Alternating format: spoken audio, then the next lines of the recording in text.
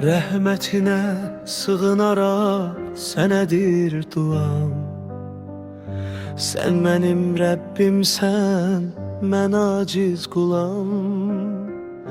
Qəbul et duamı, sənə möhtacam.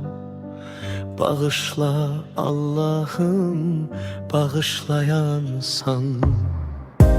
Bilirəm günahım böyükdür mənim. Mən özüm olmuşam, özümə qənim.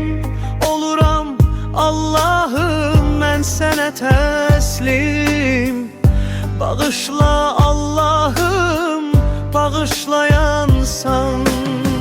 Səndən başqa yoxdur ilah, şahidəm. Yaratmısan sən hər şeyi, bilirəm. Tövbekaram Rəbbim, sənə sadiqəm.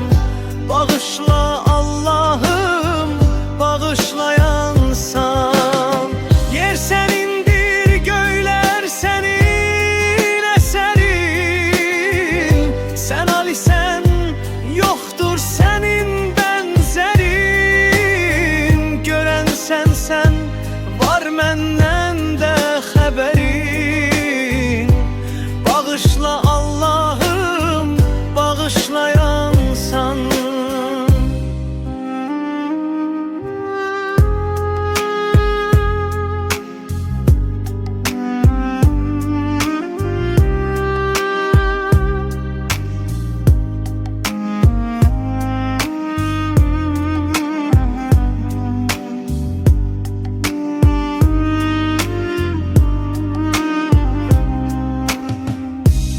Eşidən sən Rəbbim, sənə güvənirəm.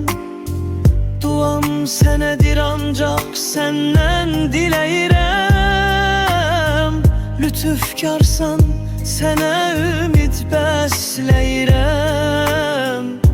Bağışla Allahım, bağışlayansan.